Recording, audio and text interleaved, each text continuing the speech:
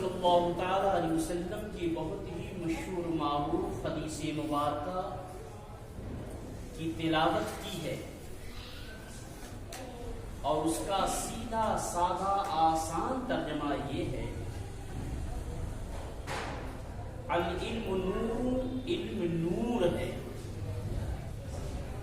اس حدیث رسول ہاشمی پر تھوڑی دیر روشنی ڈالنے سے پہلے میں مناسب ہی نہیں بلکہ ضروری سمجھتا ہوں کہ آئیے ہم اور آپ مل کر انتہائی عقیدت و محبت کے ساتھ آقا کریم صلی اللہ علیہ وسلم کی بارگاہ مقدسہ میں درود پاک کا اعلان عقیدت پیش فرما دیں اور پڑھیں اللہم صلی علی سیدنا محمد کما یحب اللہ بیصلی علیہ صلاۃ والسلام علیہ یا رسول اللہ۔ اگر اجازت ہو تو 3 شعر میں بھی پیش کروں ترنم میں۔ ویسے میرا گلا تو ہے نہیں، گلا ہے لیکن ویسا نہیں ہے جیسا کہ مجھ سے پیشتم نعت خانوں نے پڑھا۔ الحمدللہ بہت اچھا پڑھتے ہیں، بڑی اچھی آواز کی یہ لوگ مالک ہیں۔ مولا کریم کی بارگاہ میں دعا ہے کہ مولا کریم انہیں سلامت رکھے، ان کی آوازوں کو استقامت عطا فرمائے اور ان کی آوازوں میں نکھار، چاشنی، مٹھاس، تلذذ پیدا فرمائے۔ 3 شعر دیکھیں آپ۔ کس قدر ہے ہنسی دیکھیے،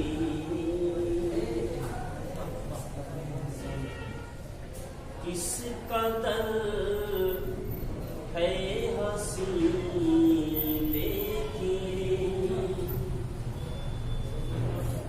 کس قدر ہے ہنسی دیکھیے، کس قدر ہے ہنسی دیکھیے، محفل شاہدی دیکھیے، کس قدر ہے ہنسی دیکھیے، کس قدر ہے ہنسی دیکھیے، محفل شاہدی دیکھیے، اور آج رحمت کی برسات ہے،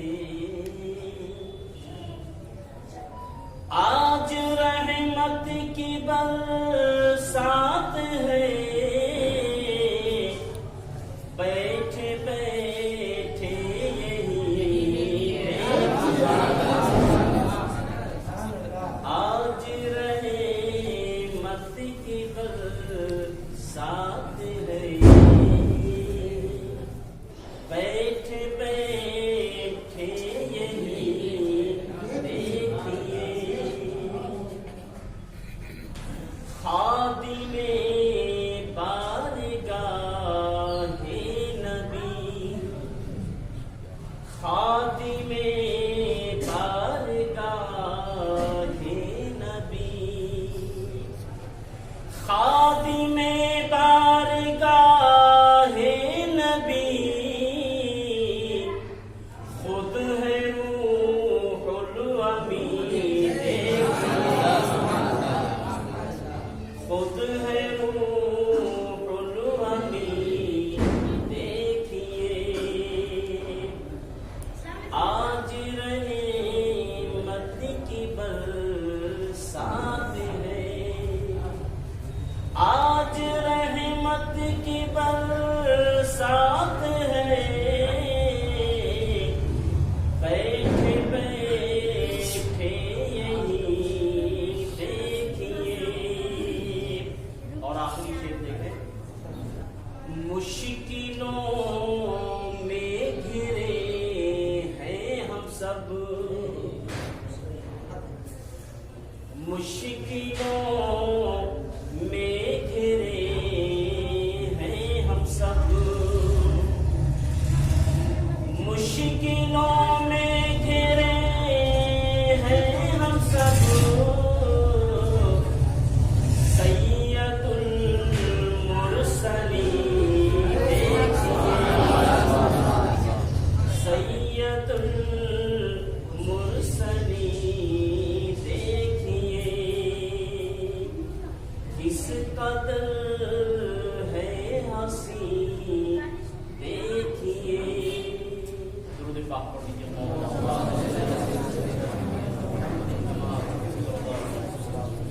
السلام علیکم یا رسول اللہ یا حبیب اللہ۔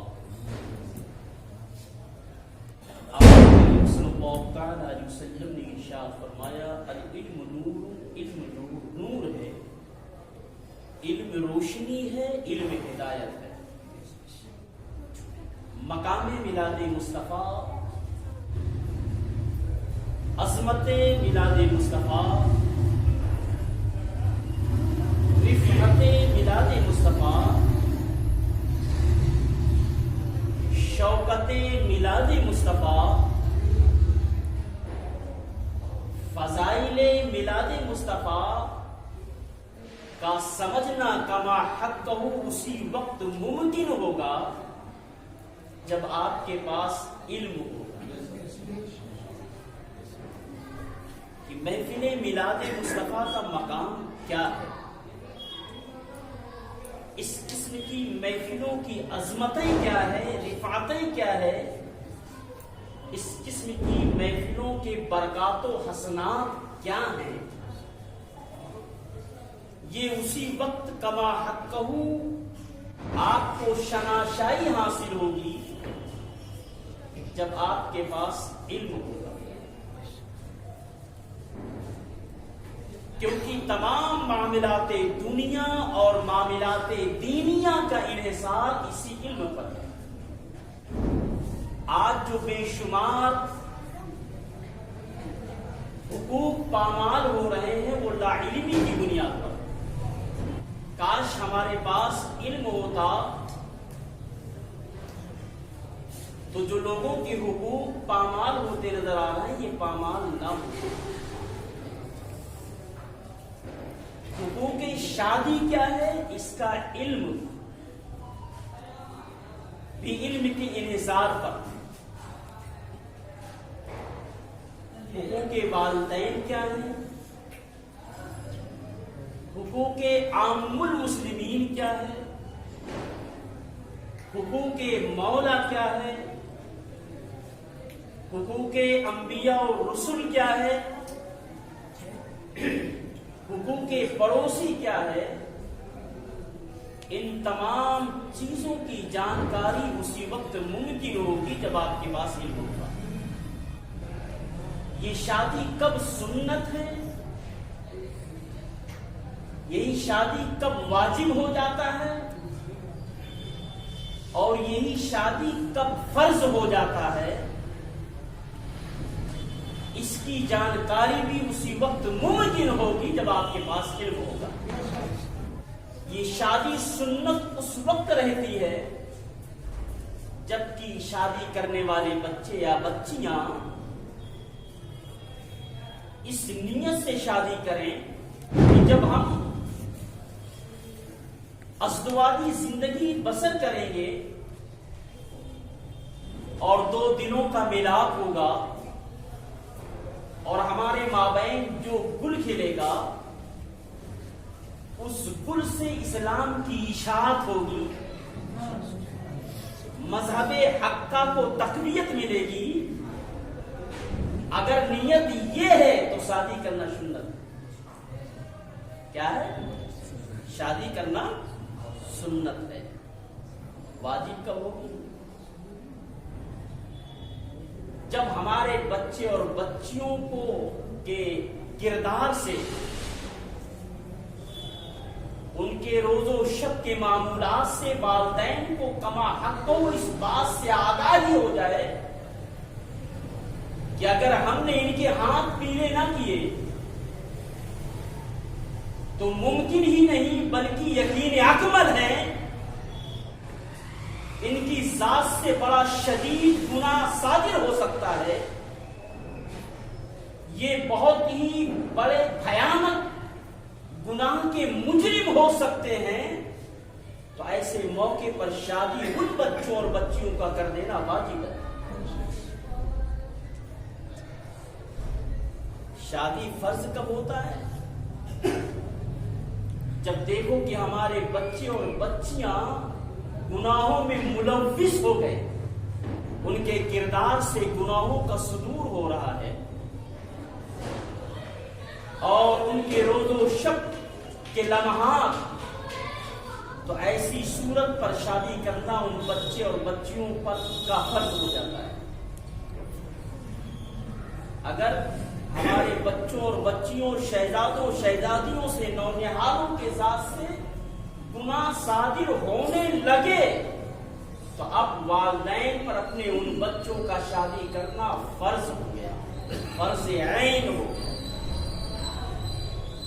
گناہ نہیں ہوا بھی، لیکن گناہ ہو جانے کا شائبہ ہے تو شادی کرنا واجب ہے۔ اور اگر نیت یہ ہے کہ جب ہم ازدواجی زندگی بسر کریں گے اور جب دو دلوں کا ملاپ ہوگا، ہمارے مابین جو پھول کھلیں گے ان کی ذات سے ملت کا فروغ ہوگا، مذہب کا فروغ ہوگا، اسلام کو تقویت ملے گی، اسلام کی اشاعت ہوگی۔ میرے آقا نے یہ بھی ارشاد فرمایا، اے لوگوں تم ایسی عورتوں سے شادی کرو جو بچے خوب جنے۔ یہ میرے آقا کی حدیث ہے، میرے نبی نے فرمایا ایسی عورتوں سے شادی کرو جو بچے خوب جنے، کیونکہ کل قیامت کے دن میں اپنی کثرت امت کو دیکھ کر لوگوں پر فخر کروں گا۔ اللہ اکبر۔ فخر سے آقا کریم کا سر اقدس بروز میدان محشر بلند ہوگا، کثرت امت کو دیکھ کر۔ تو کہنے کا مطلب یہ ہے کہ جتنے بھی معاملات ہیں آپ کے، روز و شب کے معمولات ہیں، چاہے وہ دنیاوی معاملات ہوں یا دینی معاملات ہوں یا مذہبی معاملات ہوں یا سماجی معاملات ہوں، ان سارے معاملات کا کما حق حق اسی وقت ادا ہوگا، اور یہ سارے معاملات بحسن خوبی اسی وقت پائے تکمیل تک پہنچیں گے جب آپ کے پاس علم ہوگا۔ اس لیے میرے نبی نے ارشاد فرمایا، العلم نور، علم نور ہے، روشنی ہے۔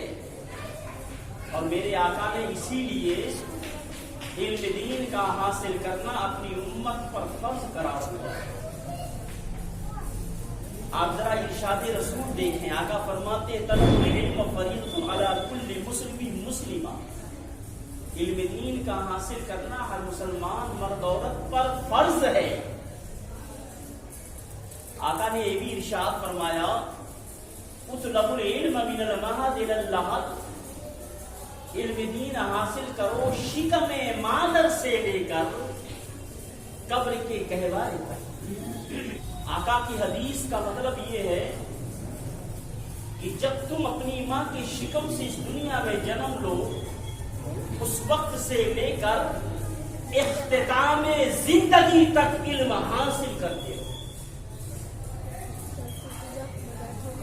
اس لیے میرے آقا نے علم دین کا حاصل کرنا فرض قرار دیا۔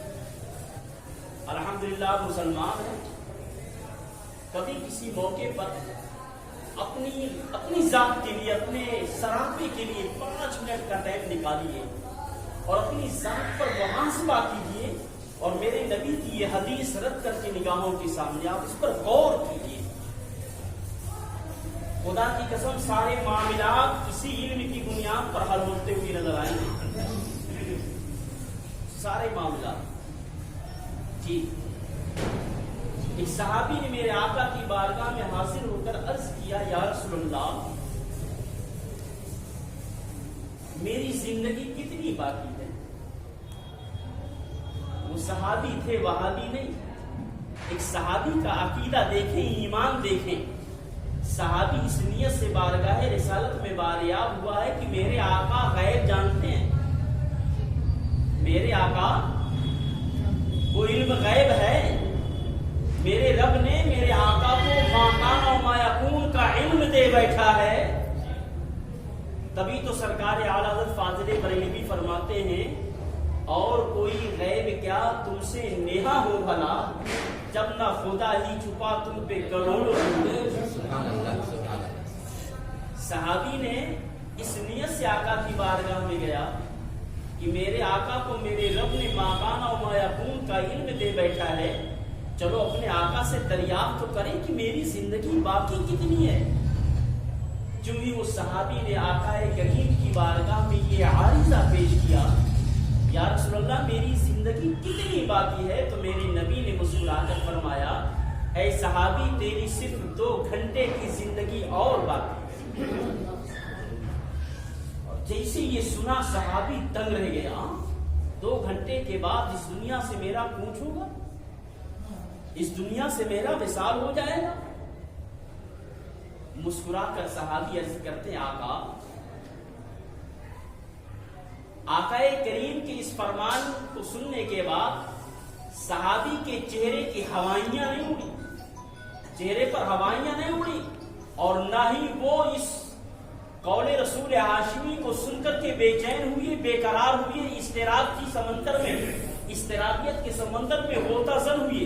اور نہ ہی آقا کریم کے اس فرمان کو سننے کے بعد آپ کے پہلے سے بات میں لرزہ طاری ہوا، اور نہ ہی آپ پر کوئی خوف و ہراس کا اثر ہوا، بلکہ مسکرا کر عرض کرتے ہیں یا رسول اللہ اس 2 گھنٹے کی زندگی کو ہم کہاں قربان کر دیں؟ کیا میں اپنے رب کی عبادت میں قربان کر دیں، یا تلاوت کلام اللہ میں صرف کر دیں، یا تسبیح و تحلیل میں قربان کر دیں، یا ذکر و اذکار میں قربان کر دیں؟ کہاں صرف کریں؟ میرے آقا نے فرمایا اس باقی شدہ 2 گھنٹے کی زندگی کو علم دین حاصل کرنے کی قربان. اب بات سمجھ میں آ گئی کہ واقعی میں اس حدیث کا یہی مطلب ہے اطلب العلم من المہد الی اللحد، علم دین حاصل کرو شکم مادر سے لے کر قبر کے گہوارے تک. کیا مطلب؟ جب سے رب کعبہ تمہیں زندگی دے اس وقت سے لے کر اختتام زندگی تک علم دین حاصل کرتے رہو. تمہارے پاس علم ہوگا تو خدا کی قسم تمہارے گھر کا ماحول دینی ماحول ہو جائے گا. میرے نبی نے شادی کے تعلق سے یہ بھی ایک شرط لگائی، یہ میرے آقا کی لگائی ہوئی شرط پہلی شرط ہے کہ رشتہ وہاں کرو، شادی بیاہ وہاں کرو جہاں دیکھو کہ دینداری ہو. اگر آپ کہیں رشتہ کر رہے ہیں تو مد مقابل کو دیکھا جائے گا کہ اس کے ہاں دینداری ہے کہ نہیں. اگر دینداری ہے تو آپ وہاں رشتہ کریں. خدا کی قسم جب رشتہ ہوگا تو پھر اس رشتے کو کبھی کوئی پرابلم، کوئی دقت نہیں آئے گی. حاصل کرنا فرض ہے. جب علم تمہارے پاس ہوگا تمہارا گھر دینی ماحول بن جائے گا، تمہارے گھروں کے اندر دینی ماحول ہوں گے. روز و شب کے معاملات آئینی اسلام کے تحت تمام ہوتے ہوئے نظر آئیں گے. تمہاری صبح بھی دینی ہو جائے گی، شام بھی دینی ہو جائے گی، تمہارا بچپنا بھی دینی ہو جائے گا، جوانی بھی دینی ہو جائے گی، بڑھاپا بھی دینی ہو جائے گا. معاملات، تخیلات، تصورات، تفکرات سب دینی ہو جائیں گے. تمہارے علم، تمہاری ادراک، تمہاری فہمیں، تمہاری فراست، تمہارے روز و شب کے لمحات سب دینی ہو جائیں گے. شرط یہ ہے کہ تم علم دین رسول حاصل کرو. کیا سمجھے؟ علم دین حاصل